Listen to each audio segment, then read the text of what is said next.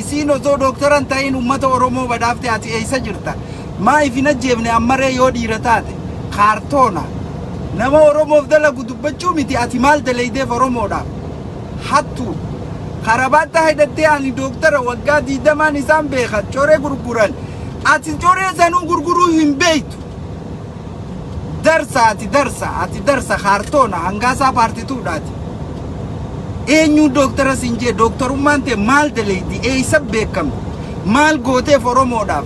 Ilma ala 12 ilma meettaa 8 12 sin bulchin ala maaliif beektaati? Si ala beekamoo alaa si beeka? Itu beektamoo Oromoo beektaati? Eessa jirta hangaarraa? Ati jechuun kaartoona nama dalaguuf hinaaf. Ati dooktar harreeti. Dooktarummaa teessanuu hin qabdu mana mootummaa keessa galu jirta. Homaa teessee darsaati. Nama Oromoof dalagu qeequu duraanuu takka geessi. Feetus Yamanii taati, feetus Faranjii taati, feetu bakka feetee dhufti, feetu Somaalee taati, waan feete haa taatu. Ideoloojii Oromoo qabdi. Kaartoon akka keetii ka ideoloojii naftanyaa qabu kanarra kaartoon akka keetii ka goda keessa jiru as hin baane akka keetii darsa ka garaaf jiraatu ka piippiif jiraatu kanarra harka dhibba harka kuma kitilaani si caalti mafkiraan. Ati darsa barati fincaan mafkiraatu silaa geesse bareeda barati fincaan mafkiraatu geessu ati osfaanaa hogganuu dhiisi mee ganda lamaa fi sadii ati afooshaa takka walitti qabi hogganu. Kaartoonaati kaartoona. Afooshaa takkaa fi lama walitti qabdee hogganuu hin dandeessu. Mafkiraan jaalatte jibbite Somaalee taate Adaree taate Oromoo taate Yamanii taate waan feete haa taatu ideoloojii Oromoo qabdi. Oromoo wajjin bochi Oromoo qulqulluudha Oromoo nadiifa Oromummaan by the way dhiigaa miti. Kakka keetii kana ka Oromoon ta'in silaa dhiigni halaalamu ta'e kakka keetii kana ka asuma taa'ee wanna jau kaartoona kana dooktara efiin jau kana malamaa fi sadii walitti qabee afooshaa takkan hoggan kakka keetii kana kaartoonni malee mafkiraa miti. Mafkiraan yoomiyyuu Oromoo bira kabajaa qabdi. Waan isin fakkeessite hin agarre osfaana kaartoonaati san akkasii fakkaachuu Oromoon akkasii wal ga'u maan dhufinati darsaa afaan qoraanii maan dhuftee laalin akkasitti hojjechuu isiitu si gubeemi akkasitti hojjechuu isiitu si aarseemi Oromoon akkasitti wal geessee gammaddee bashaquu isiitu si aarseemi Oromoon akkasitti walitti dhuftee gammaddee alaabaa isii mirmirsitee galuutu si gubeemi. Kanaaf ati fincaan mafkiraan geessu ati fincaan isiin geessu fincaan isii dhugaan sii maati. Ati kaartoona dhiira kaartoonaati. Alaas hin beektu ati hangaasaa paartituu naftanyaadhaati sirna naftanyaa deeggaraa jirta sirna teedii afroo deeggaraa jirta sirna Oromoo nyaatu deeggaraa jirtaati sirna Oromoo addaan qoodu deeggaraa jirta sirna kichuu Oromoodhaa ajjeesuu deeggaraa jirta si khasila biyya biraati jaanii itti moggaasan atu Oromoo himattee akkamiin mafkiraarraa Oromoo fuudhuu barbaade si kaartoonnini si silaa ka Oromoon taane ka bakka Oromoo jirtu hin dhufu ka afooshaa takka hin qabne malaa marii ka Oromoo wajjin hin qabne du'aa jiruu ka Oromoo wajjin hin qabne yaa ka jiruun du'e si himalee maal eessatti beektati si mafkiraa beekamoo mafkiraa si beekati. Mafkiraan Oromoo beekti nama namni beekuu beekti nama beekuutu mafkiraa beeka ati naman beektu obboleessa kiyya jaartii teetii wajji mana sinsiniitii keessa mana wannaa keessa galaa jirta maalitti beekta mafkiraati hin geessu fincaan mafkiraa hin geessu ati darsa waan isiin fakkaate nagarre dhiirummaa isiit Oromummaa isiit cimina isiitiin dandeettii isiitiin lammaffaa deebitee filamte Ishraaq darsa achuma afaan baneati achuma waywaan eessatti akkana dhuftee maali dhuftee ati ka dhufe ilmi afran qalloo kashanyiin tee gootota calii calanqoorra dhumte maal daleyde ana ilma afran qalloo ilma ala kudalama eenyu gosa si gaafate ala kudalama beeytamoo ala si beekaati daabuqa boruu waan boruun beeynaati akkanaan dooktara ifinjaa isaanin beeka maali beeytaati eenyu si beeka namni nuus hin beekuwaati isaan beeytaa gootota beeka sabboontota beeka warreen barateetu beeka addunyaatu beeka mafkiraa ati namni si beeku hin jiru ustee cal jettee mana kiraa keessa nagahan jiraadhu nama lamaa fi sadi walitti fiddee Oromoo hoogganteen beeku Oromoo addunyaarraa akkasitti boonsiti gootummaa isiitiin dandeettii isiitiin sammuu isiitiin itti yaaddee itti dhukkubsattee osfaanaa baranaa akkasi miidhagsiti akka keetitti immoo mana keessa tahanii Oromoo naman gootu abbaan deema arraabeef ilma afaan hin mi'aan xiyyaa kaartoon asiin baana dhagaye sanyiin tee lagarra dhumte calanko dhumte obboleessa kiyya osoo waa hattanii dhumte wanni ati asirratti ol baatee an dooktora ifiin jechaa karabaattaa zikitti gootee ol baatee gosa nuula koytuuf maali ati gosa ala 12 gosa jinnii irraa hin dhufe akkamitti isiin saartifikeeta namaa kanneen ifin ajjeeftanii maa ifin ajjeefnere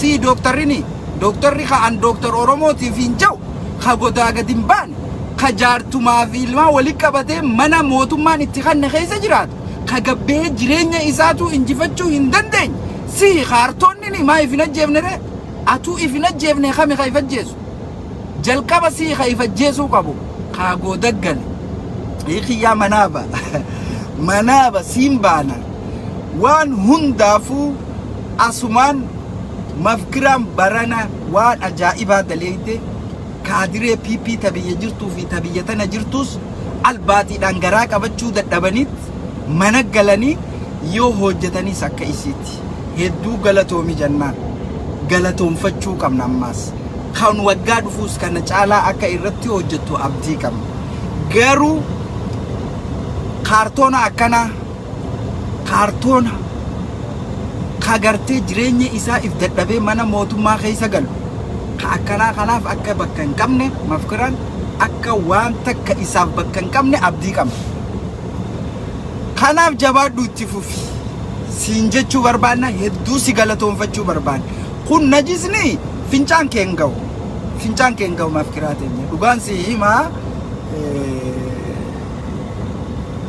adde teenya fincaan kee hin ga'u kuni kaartoontichi diqaalaan PP'n ergatte namni sa'aa 10 takkatti Ameerikaa keessa taa'ee sa'aa 10 takka sa'aatii PP'n galakaate PP deeggaru kaartoon namni Ameerikaa keessa taa'ee sirna nafxanyaa butusa achi biyyarraa dhufu fudhatee asii achitti isaan deeggaru ummata Oromoo faalleessu inni nuu kaartoon sarichi buusaa dhugu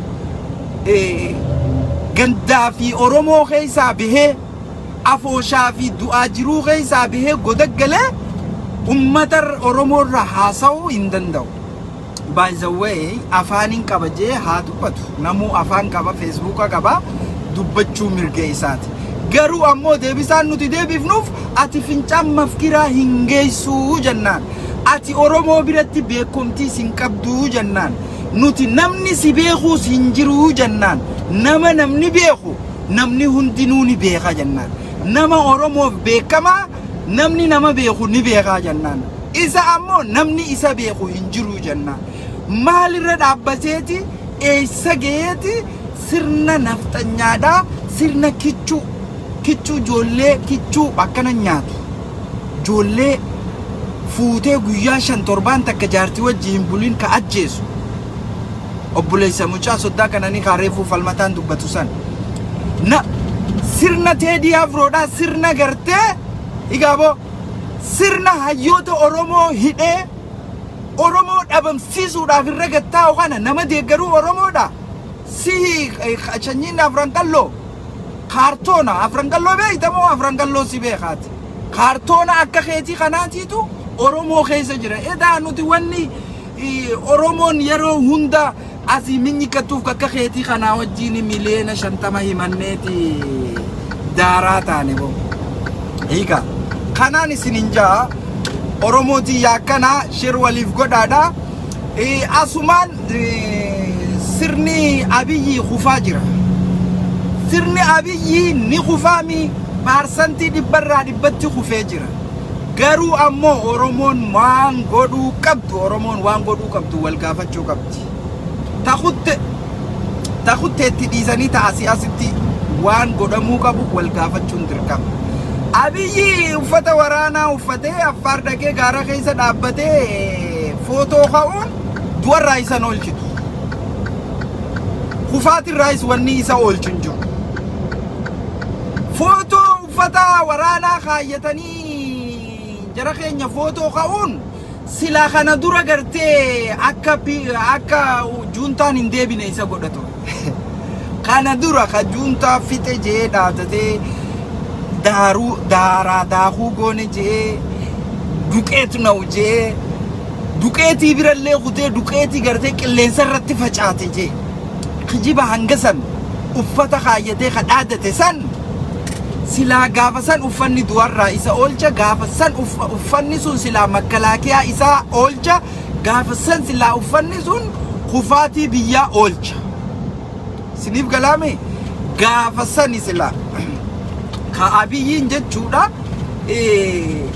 laga amma seene kana keessaa ka oolu kanaaf ammoo ummanni Oromoo kaabaa fi kibbaan wanni isin itti jirtan bareeddu wanni isin godhaa jirtan gaarii haa xiqqaattu haa guddattu waan yeroon fidduu fi waan yeroon fidduu jira waan yeroon fiddeef ummanni Oromoodhaa yeroodhaaf rakkoo argus deebi'ee ammoo ifaa arguun ni jira kanaaf ummanni Oromoo bakka jiru abdii kutachuu hin qabu bakka jiru waan godhuu qabu godhuu danda'u qaba ka waboo cinaa dhaabbatu waboo cinaa dhaabbatee itti fufuu qaba dhaamsi waboodhaa ammoo dhaamsi asumatti waboof qabna waboo teenya hoggantoota waboo please waraanni mootummaa dadhabaa jira mootummaan cabaa jira mootummaa waraana isaa fixatee sikuruutiin isaa caccabtee kufaatiidhaaf deemaa jira bakka jirtanii isinilleen tarkaanfii takkallee taatu if dura deema yoo xiqqaate guddina tokko keessatti caasaa mootummaa barbadeessaa caasaa keessan gadhaaba yoo xiqqaate oofisa xiqqaa tokko qabadha oofisa caasaa PP facaasaa caasaa keessan gadhaaba isinis nu gammachiisa nutis ammoo waan dandeenyuun isin cinaa jira footoo gaafa biraanuun isin dhaadatu gaara keessa dhaabbatanii footoo kaatan ammallee gaafa biraanuu juulaatis dakkaatee waraanni Itoophiyaa dakkaatee caasaan Itoophiyaa diigamee Abiyyiin maallaqa dhabee hallayyaa seenee ammas gaara san keessa dhaabbatanii akka footoo kaatan hin barbaadu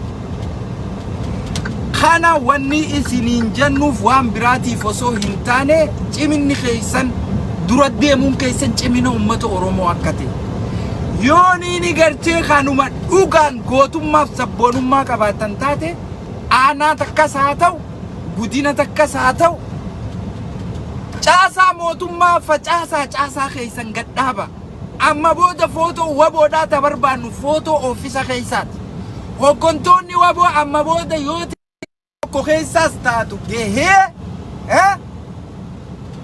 oofisa keessa taa'ee footoo ka'uu qaba footoon gaara amma booda dhaabbachuu qabdi yeroo ammaa mootummaan laaffate kanatti isin akka ibidda ciidii qabsiisanitti baadiyyaa jirtanii kara magaalaa fiiguu qabdan akka ibiddi ciidii keessa fiigutti yeroo ammaa milishaa isaan isinitti gad ergan kana asabti gootanii meeshaa isaanii irraa hiikkachaa mootummaa dadhabe kana keessa fiidanii gootummaa galmeessuun teessan ummanni Oromoo isinii wajjin jira isinii wajjin jiraachuun keenya immoo usnee isinii wajjin hin jirru cimina keessan isin cimtanii hanga bara dheengaddaarra hanga amma jirtan kana caalaa dura deemuu keessan oofisa keessa tatteessanii guddinaas haa ta'u wallaggaas haa ta'u naannoo Oromoo bakka jirtan bilisoomsitanii alaabaa naftanyaa buuftanii alaabaa abaa'oo ol dhaabdanii oofisa keessa teessanii akka isin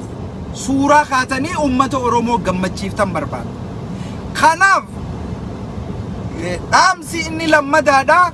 Hoggantoonni ABO gabbaha qawwee qofaanii miti kaayyoo fi akeeka keessan qeeroodhaaf hima. Warri hidhatee isin gargaaru isin gargaaraa jira. Warri ganda keessa jirus akka isin gargaaru gabbaha labsa. Miidiyaa irraa hin lagatina, miidiyaa hin dheessina. Gabbaha akeekaaf kaayyoo keessan ummata Oromootiif hima. Gabbaha sirna bilisiginnaa dakkaa godhaa jirtan kana ummataaf hima. Gabbaha dabbalummaa miidiyaa irratti argama.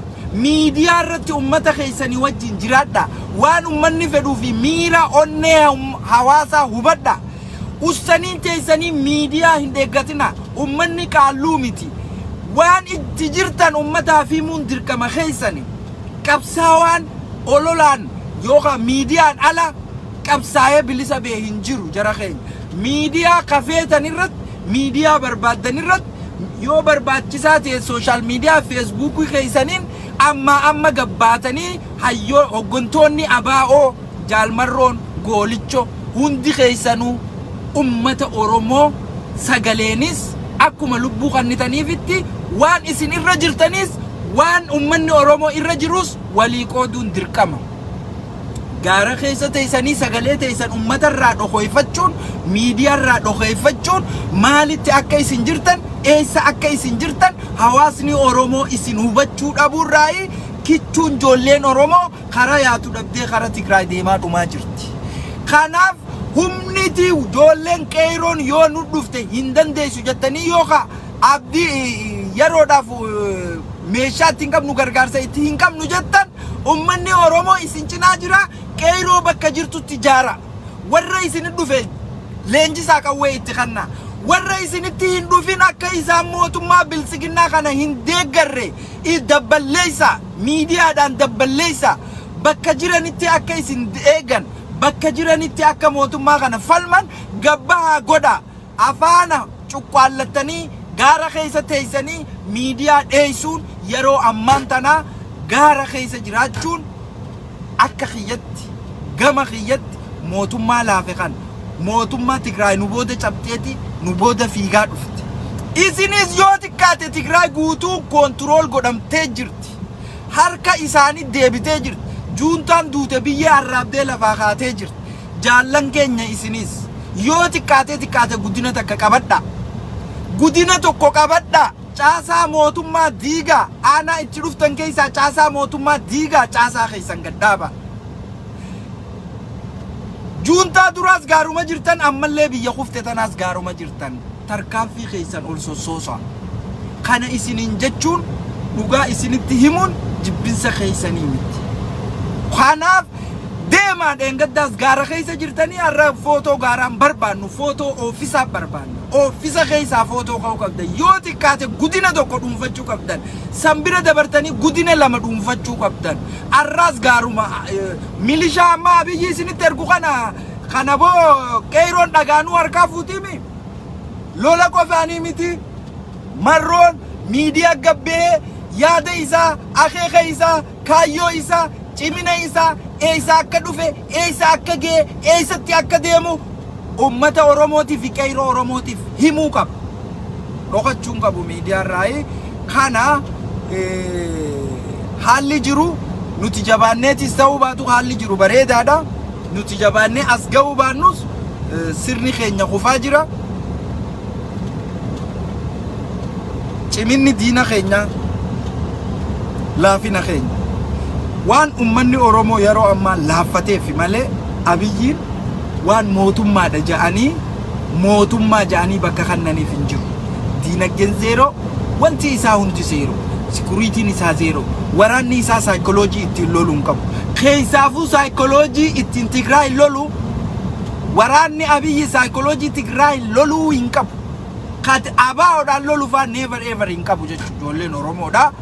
Waraana itti ABO lolan saayikoloojii itti ABO lolan inuma hin qabu mo'amanii jiran hamilee hin qaban.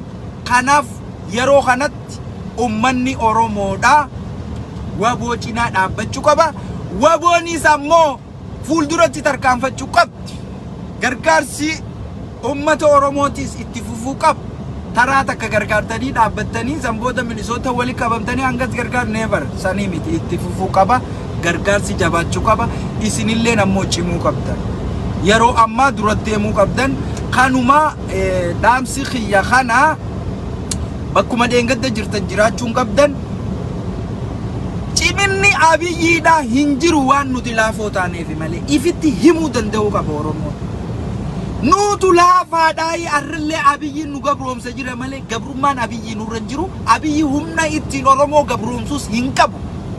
Nutu rafaa jira malee nama rafaa jiru nama du'ees waan lubbuu qabutti fakkaata. Ka du'ee nu gubbaa ciisu jirus waan lubbuu qabu nutti fakkaata malee Abiyyiin amma uummata Oromoo gabroomsaa jiru hin jiru. Waan nuti laafina keenyaatiitu Abiyyi cimaa godhe malee. Abiyyiin zeeroo irra jira zeeroo. Kanaaf waboon akka ibidda ciidiitti kaanitti akka ibiddi ciidii keessa fiigutti waboon fiigaa Finfinnee seenuu danda'uu qabdi amma. Humnaa sitti qabdi, gahumsaa sitti qabdi, dhugaas qabdi, haqaas qabdi ammoo. Deemuu qabdi ammaas. Waraana meeqa isin bobbaasanii isin hin dandeenye. Torbaan takkattiin dhabamsiisa jee Biraanuun Juulaa dhaadatee miidiyaa irraa isin dhabamsiisuu hin dandeenye. If jaartanii barakattanii akka shummoo hataratti naqanitti barakattanii as geessan. Ammaan tanoo maaltu isin qabere? Waraana sanuu injifattanii dandeessanii waraana guutuu ka isin bobbaasan san dandeessanii maaltu isin qabe? Milishaa qawwee caccabaadhaan deemu kana isin qabe amma fiigaa dhufuu qabdan. Abiyyiin hin jiru dhugaa dubbachuudhaaf waboo Abiyyiin hin jiru amma. Abiyyiin humnaas dandeessiis hin qabu amma. Saayikolojiinis mohamee jira Abiyyi. Waraanni isaatis humna ittiin lolus hin qabu yeroo amma. Waboon kanaafuu milishaa itti ergan keessummeessitee akka ibiddi ciidii keessa fiigu yookaan citaa goggogaa keessa fiigutti waboon fiigaa Finfinnee galuu qaba. Kanaan achi wanni eeyduus hin jiru neefareedha. Wanni kanaa agarsiisii dadhabu hin jiru waboo. Yooni ni ammaan tana Abiyyi hin dandeenya waboon waan takka dandeettu man qabu jechuudha. Inuma waboon dhugaa walitti himuudhaaf fiiguu qaba waboon. Fiiguu qaba keessa fiiguu qaba. Aanaa bilisoomsuu qaba. Guddina bilisoomsuu qaba. Caasaa Abiyyi diigaa deemuu qaba. Caasaa Abiyyi jalarraa diigaa deemuu qaba. Bakka bilisoome bakka keessa jirutti alaabaa isaa gad dhaabbatee oofisa isaa godhatee sirna idileedhaa sirna hawaasni barbaadu gaggeessaa fi deemuu qaba waboon. Biyyattii saniif nagaya buusuu qaba waboon. Deemuu qaba. Biyya keessatti deemuu qaba. Wanni isa daangessu waan hin jirre mootummaa waan humna hin qabneef. Kanumaan isin hin jaa galatoomaa ulfaadhaa horaa bulaa turree dhufnaa akkana abdii kutachuun qabu uummanni Oromooti waan godhuu qabu hunda godhuu qaba. If yaadachuun dirqama ni laafne moo ni jabaannee gaafii ifi kannuuf dirqama. Sa'aatii kaadireen bilisiginnaa satti jettee waan dubbattu wallaaltee dhiiroo gamana gorra jechaa jirrutti Oromoon jabaachuu qaba. Oromoon jabaachuu qaba. Warri waa barreessee zarraaf jee abichuu ilma abbaa gadaa jee xarraq hundi caljee jira. Hufee jira saayikolojiin isaanii mo'amee jira. Caccabee jira. Maallayni isaan itti kannanii akkasitti xarraq godhaniis hin qabu. Duraanis garaadhaaf jiraatan. Ammaan tana garaan isaanii isaan warra garaadhaan bilisoome duraanis garaan isaanii amma gabroomaa jira. Kaadiroota garaan isaanii gabroomee jira. Warri ammoo sammuu bilisoomsuu barbaadu yeroo kanatti jabaatee dura deemuu qaba. Galatoomaa ulfaadhaa horaa bulaa dachaan nu simadhaa akkana walitti dhufnee jirra galatoomaadhaa.